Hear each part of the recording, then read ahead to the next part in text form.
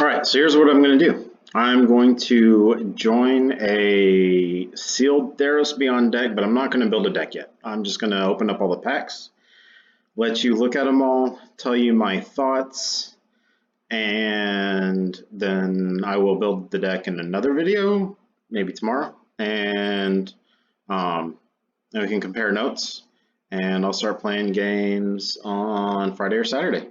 Probably. I don't know. We'll see how it goes. So join to got that. Okie doke. Open. Let's see what we got.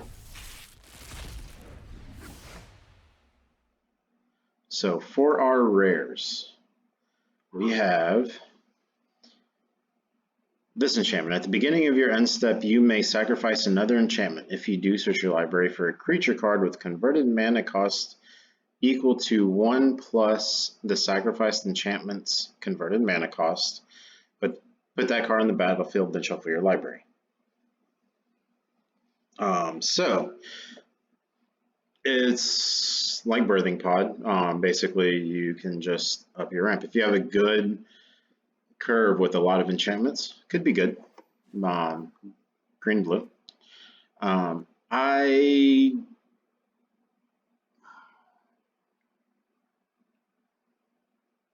This is probably a bomb, because then you can put enchantments in that are more situational and get what you need. So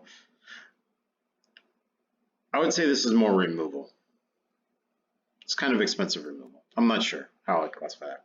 This is a bomb. It's an enchantment creature that can be got with this, although it's completely different colors, and can be sacrificed to it. Also flying. When another non-token creature you control dies, you may exile it. If you do, create a token that's a copy. It puts value into every single creature you have. This fixes mana if you're going green, red. It also, that Scry 1 is worth playing this, even though it's a tap land, if you're in either green or red. This is a definite include, basically no matter what. And because this is an automatic include, there's a good chance that this will go in since it's blue, because it is a good card. So this is the 8/8 Kraken.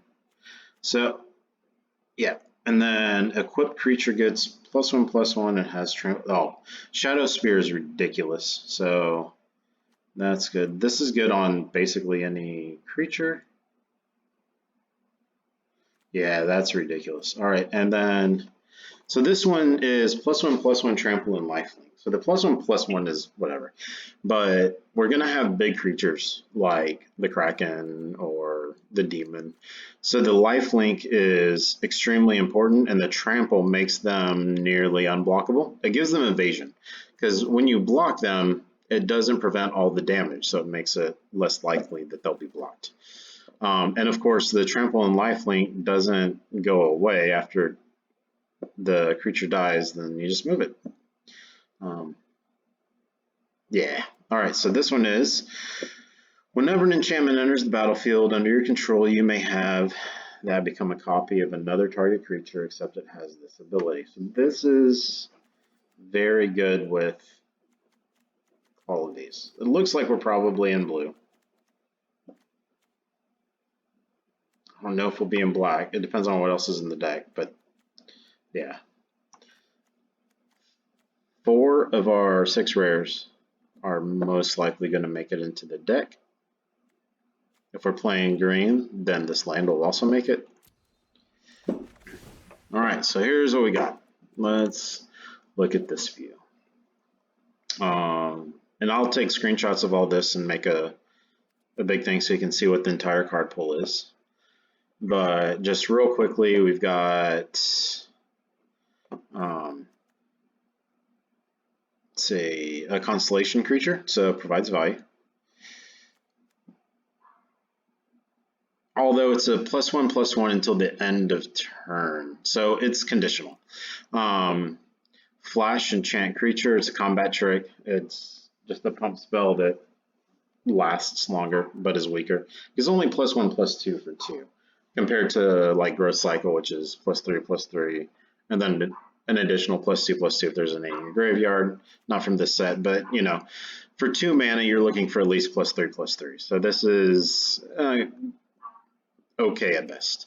Whenever a creature dies, if an aura was attached to a target creature card with converted mana cost 2 or less from your graveyard to hand. So if you have a lot of small guys, this is a good constellation type because it encourages you to put more enchantments in or auras in. But by himself, he's not much. Great removal. So this is like almost a for sure if you're playing white. So is Omen of the Sun. Omen of the Sun becomes a removal and a scry too, because the 2/1/1s on flash. That's just such a. It's maybe the best Omen. The blue one may be better. I'm not sure, but it's great.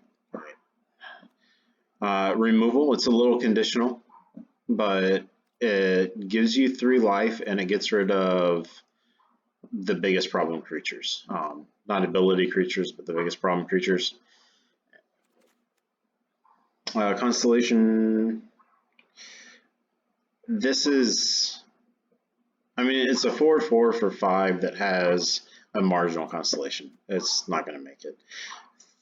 3/6 for 5 with a scry is very good. I mean, it probably would be in with white, but not over those two. And Archon, return target enchantment card from your graveyard to the battlefield. This can duplicate a bomb, so something to think about.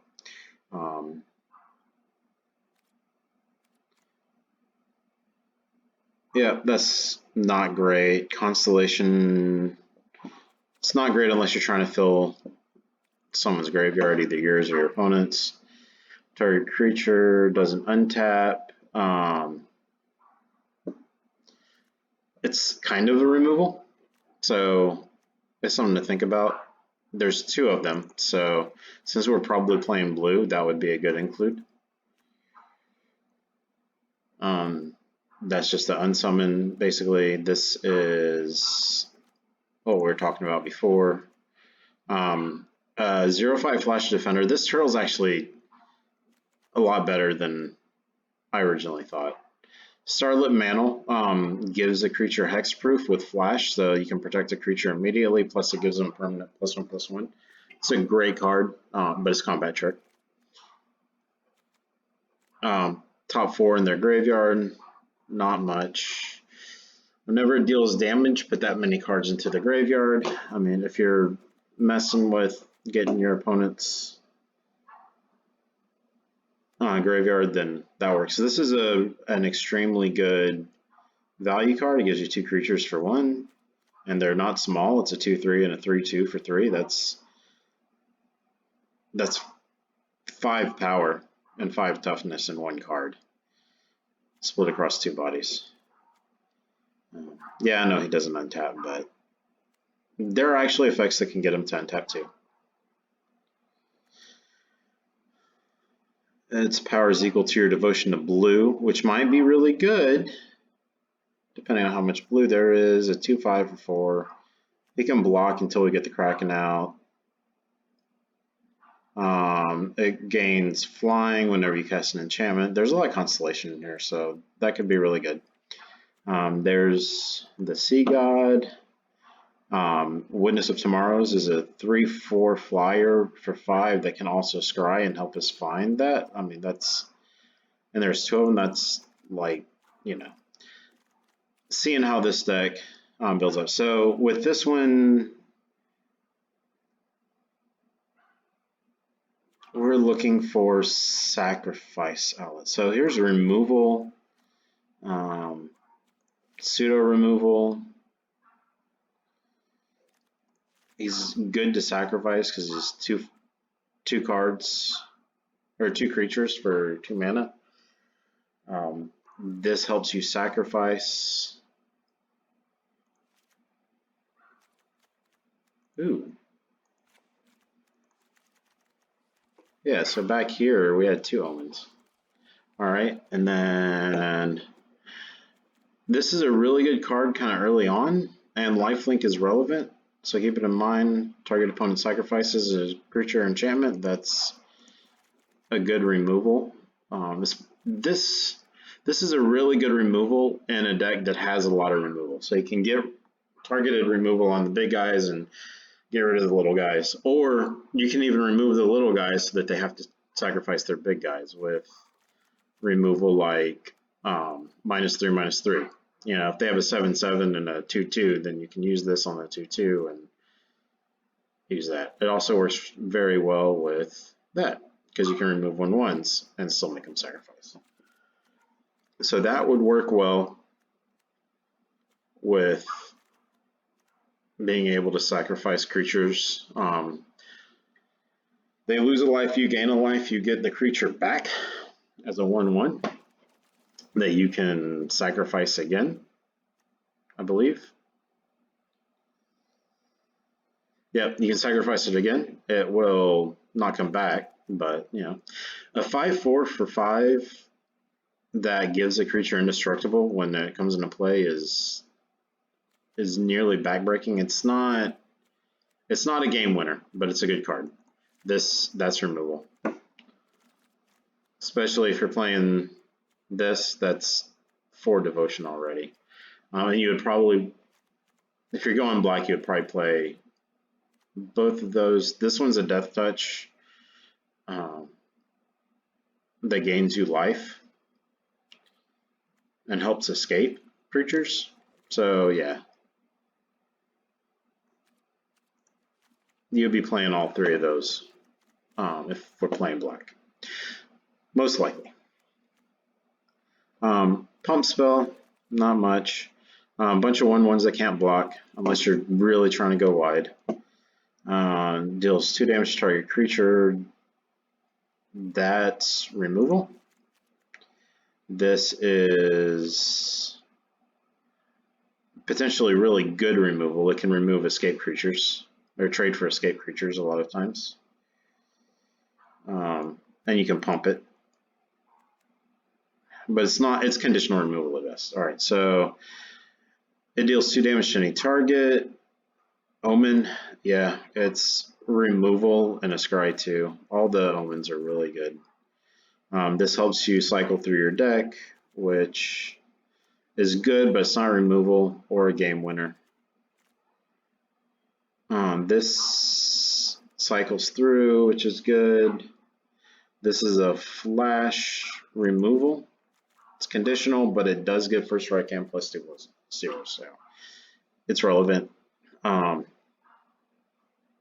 This can destroy an artifact, and if they're not playing artifacts, it gets haste, so it's a decent creature. That's removal. It's good removal. There's a lot of good red removal. Gain control. If you're playing this, and you know, you can even use that on yourself. This goes really well with Nightmare Shepherd, Important Betrayal, Nightmare Shepherd, and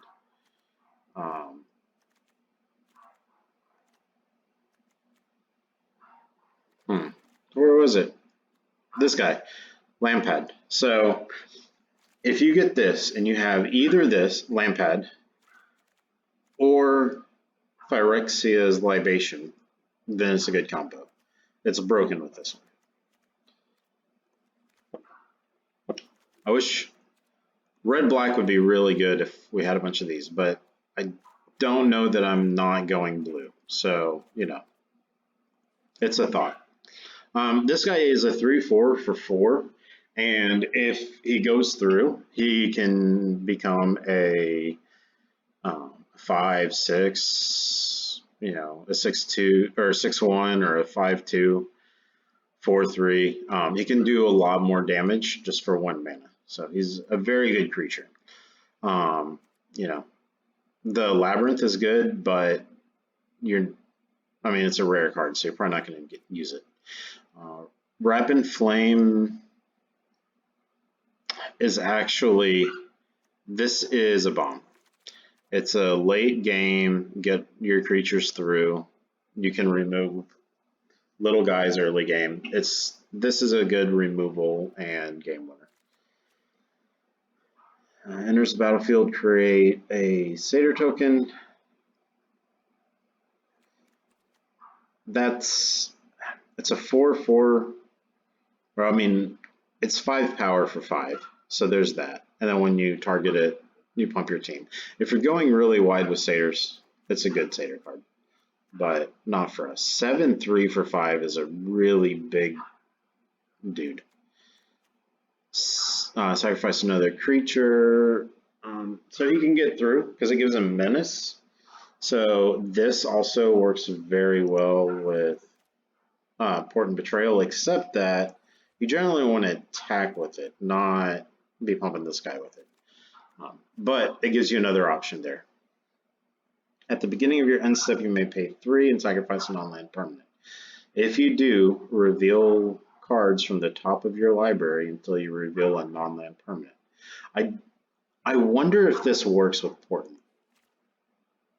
Right? Because I don't know if the creature goes back or if that going back goes on the stack, and this could potentially trigger first. It would cost 7 mana though, 4 for this, and then 3 to sacrifice it. So here, 1/2 reach with escape. That gives you. It costs 4 cards to turn into a 4/5 reach. It's okay. Moss Viper is a good card. I mean, it's just a good card in limited. It's conditional removal. I mean, it wouldn't go over there, but it's close. At the beginning of your combat, if you control another creature with 4 or greater, put a +1/+1 on the beetle. It's a good card if you're going big. Constellation. Look at the top 3 cards of your library, reveal a land, and put it into your hand. So this helps you cycle through. Like, you're always going to be putting cards on the bottom of your deck that you wish you drew, but this thins your deck. It's a good card, straight up. Return to nature in this format. Destroy an artifact or an enchantment or exile a card in the graveyard that can escape. It's just simply really good removal. Whenever an enchantment enters the battlefield under your control, it gets +1/+1 till the end of the turn. There's a lot of constellation cards, but with the exception of just a couple of them, they're lackluster. And I didn't see a lot of, there might be some, because there's of course the green-blue that we're thinking about playing. Enters the battlefield, tap, untap target creature. Oh, so this can untap your one guy. What's the reflection? This one. Elarios. So it can untap this one. So that's not what you're hoping to do, but it's a 3/3 for 3 with an effect, which is a good value card. This one can escape. It only costs 3 cards to escape, but it only comes in with a +1/+1. So 5/2 for 3 cards. It's okay. It's okay. The Omen, of course, it's not removal, but it's a good card. Reveal the top 4 cards of your library. This helps you dig. This is basically a scry. If you need a creature or land, which most of the time you do, I mean, unless you're really looking for removal, but it's a scry 4 basically, which is really good. Prevent all combat damage that would be dealt this turn except damage that would be dealt to enchanted creatures and enchantments. It would suck to put the Sea God on the bottom, but it can get you the island. So it would probably make it into the deck. If green at all makes it, this will make it. And return to nature. Between return to nature and Enigmatic Incarnation, I think we would be playing green, so we'll probably put that in. And this, because this will help you get the second island. Then all combat damage that would be dealt will be dealt this turn, except combat damage that would be dealt by enchanted creatures and enchantments. So this probably will hurt you more than it helps you, but the Scry 2 is worth trying it, and it could save you. So it's a 4-cost Scry 2 that can prevent some damage and could be used if you've got a lot of enchantment creatures to, like, as a removal. Of course, I like him. He's really good. He's a bomb, actually. He can win games on his own. Devotion to green. If you're playing mono green, this would be excellent. In a constructed deck, this could be really, really, really good, but probably not in this. This would go, this creature goes well with this because it's a devotion creature with the 3 mana symbols. Okay, so Staggering Insight. +1/+1, lifelink, and draws a card. So you play it on a creature you know is going to get through that turn. So the card, you draw a card and it replaces itself. So it's 2 mana to cycle this card, give a creature +1/+1 until it gets removed, and lifelink. It's not a bomb, but it's probably the best pump spell in the game, or in the format for limited. And with white, we have, I mean, these are almost removal. We can go wide and scry, and we have a removal. Going blue, it would be included. If we're doing the Sea God, this is almost an auto include, and then we need flyers to support it.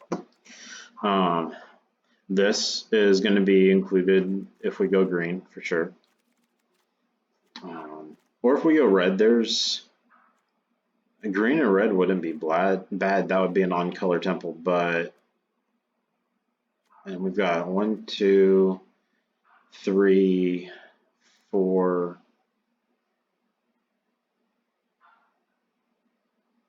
4.5 removal. I mean, it's removal, but kinda. So 4.5 4 removal in red with 1 green bomb, 1 removal in green. Yeah, that could work.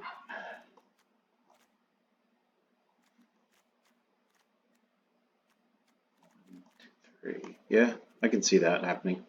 At the beginning of your end step, you may sacrifice another creature or enchantment. This one, you'd have to look at the curve. So we're looking at this, and this has got an enchantment that you can sacrifice that has escape, which is great. So you can sacrifice this enchantment to get this creature, that creature, Lampad, yeah.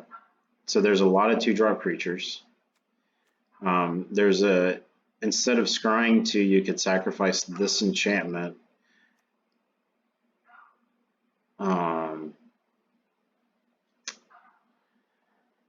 This one is going to die as soon as you put it out. However, if you just nerf like a 4/4 or a 5/5 with this, you can later sacrifice it if you have a different way of taking care of that creature. And this is an enchantment, so if you don't need it anymore, or if you would like to sacrifice it to this, that works, right? So we'd be looking at a lot of Constellation, yeah. And then that can get you nothing. So we would need at least 2, 3 cost creatures if we're going to play that. But we do have, again, you can shut down something until you don't need to anymore. Or you can sacrifice this instead of scrying to get a 4-drop, which would be that, you know. We've got, oh yeah, these two are both great targets for 4. That's removal, and then that's removal. And then if you don't need the +2 anymore, that would be a great thing to sacrifice to get either the Typhon or the Shepherd. And then we have Iona's Blessing. It does its job, then you can sacrifice it. And there's 2 of them to get this creature, which is an enchantment creature and is really good, and you can potentially sacrifice it to get removal. So, you know, if you're going 5 colors, then very much so, this is a broken card. And with green and Omen of the Hunt, so in green we have Omen of the Hunt,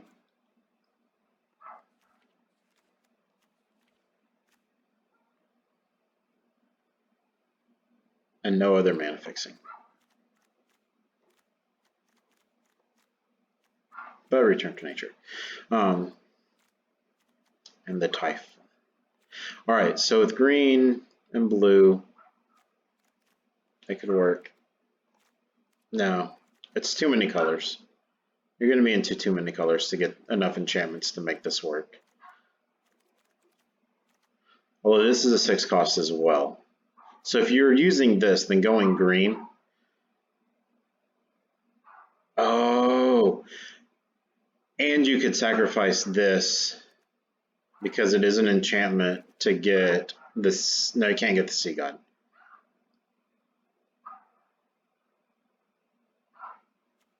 Yeah, because that's an enchantment. So you can't search for that. Never mind. Bronze Sword is actually good, especially if you're going wide and have a lot of creatures or flyers. Shadow Spear wins games. Traveler's Amulet will fix mana if you need it to. And a First Strike Trample Haste with a crew 1 for 3/3 for 4. It's a good card. It's a really good card. This with, of course, Bronze Sword makes it a 5/3. Yeah. It is not the end all be all, but we can look here and see that the best cards we have give us 44 cards. You know, it's, let's get rid of all these lands. So we have 27 good cards with to choose from to make our colors. So I'm not going to build the deck, but I will show you kind of how my process for how I would build the deck.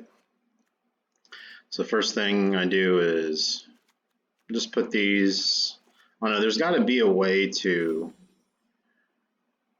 It tells you creatures, non-creatures, and what you have. This is, the deck details are good, but I wish there were a way to just automatically organize this. This there probably is, into colors, like on Magic Online, but I don't know how to do it. So here we go.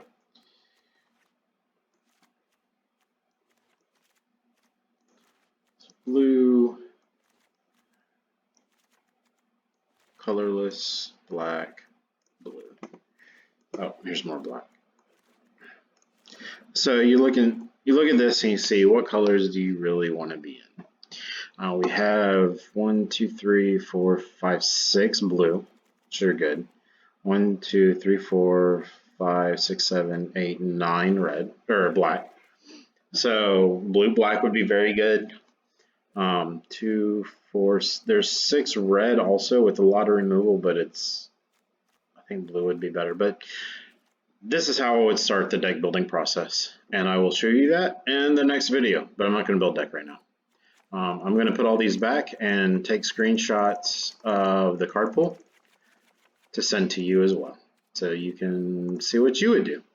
And maybe I'll try your deck and my deck and see how it plays. Sounds good. Talk to you later.